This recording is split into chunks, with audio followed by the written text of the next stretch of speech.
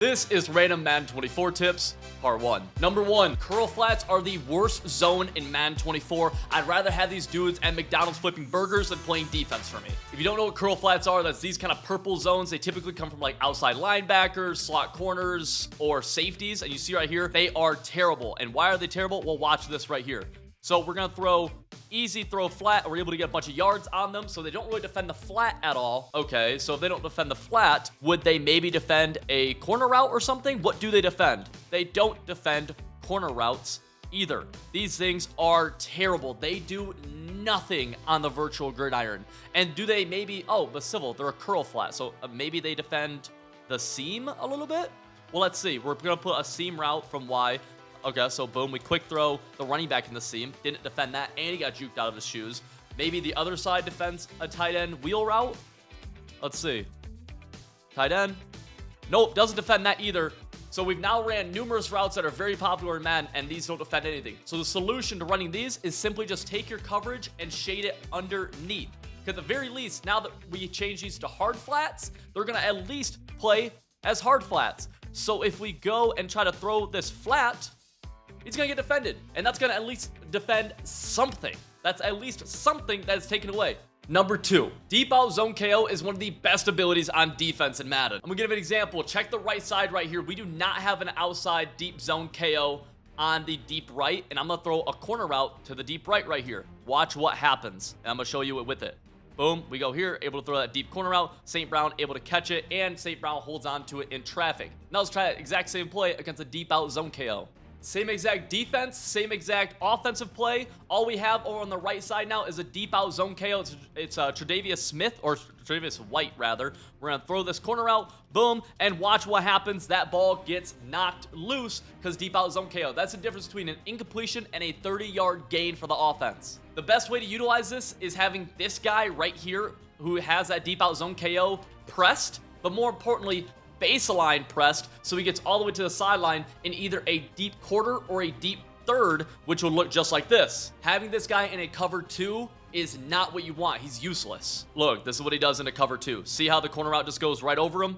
So you don't want that on him. Number 3, the Chiefs and the Bills are probably the 2 best regs teams. Why is this? Well, if we look at the Chiefs roster really fast, they have Patrick Mahomes. He has set feet lead, and he has hot route master, which lets him have hot routes across the board. They also have Travis Kelce, who is one of the best receiving threats in the game. Chris Jones is cool. The rest of the team isn't great, to be totally honest with you. The receivers aren't great. The running backs aren't great, but Patrick Mahomes is so good, and the offense is so powerful when you have hot route master and all the abilities that Patrick Mahomes has, that he becomes a complete dog, and you can make do with this. This is why, like, they are so good because of this. Chris Jones does some good stuff. I think DB-wise, you definitely want to make sure that you have McDuffie on your field, along with, let's see right here, Brian Cook could be a good user.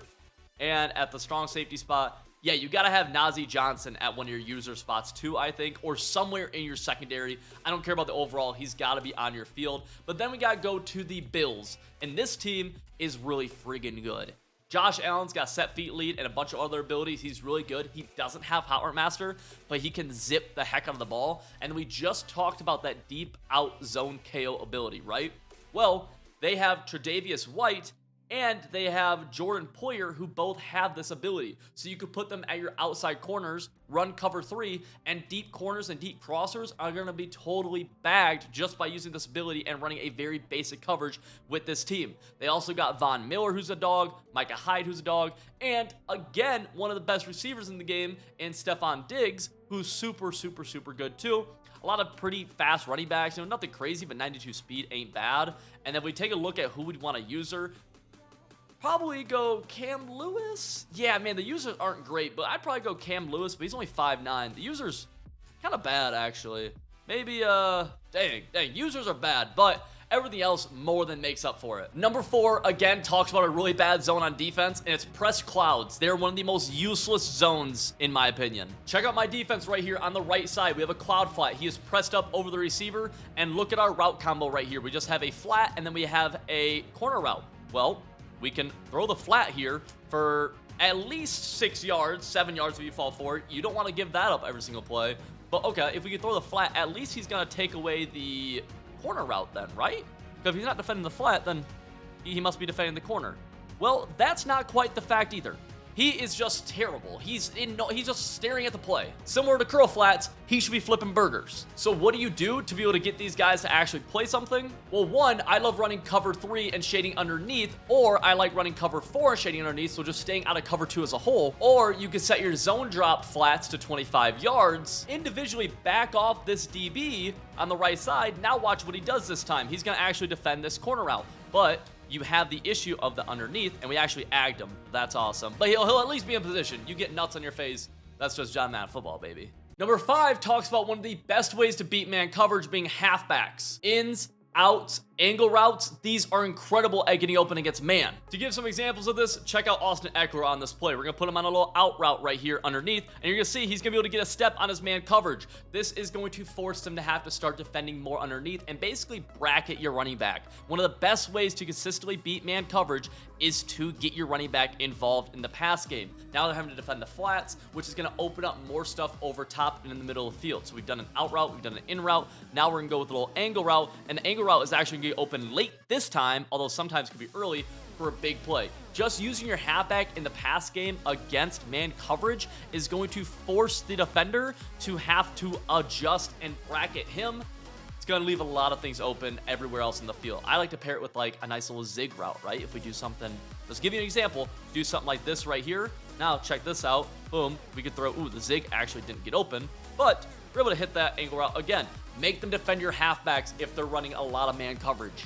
Before we get into the next one, consider hitting the subscribe button. I want to hit 60,000 subs on this channel, and subscribing just shows the YouTube algorithm that you enjoy this video, and it gets to push to more and more Madden players. That helps me out in everything that we're doing here. So if you've gotten any sort of value from this, again, I asked just to check to see if you're subscribed, and if you're not, consider hitting it. It's free and it helps me out a ton. Let's get back into it. So many people don't freeform. Number 6, I freeform pretty much anything that's over 5 yards. Everyone asks me, how are you supposed to pass lead? It's actually very simple. You want to just pass lead away from the defense. Now, this is a very field out type of thing where you honestly have to have good muscle memory and good just feel for the game. Right there, that was a pass lead down and away, but it's something that you have to get a lot of reps in. I have a full freeform and pass leading guide on my website, civil.gg. You can go in the top link description below and use code CIVIL for 25% off. You get access to a full guide of fundamentals to Madden, along with all of my pro level schemes that can get you better at some John Madden football. Right there, another kind of pass lead down.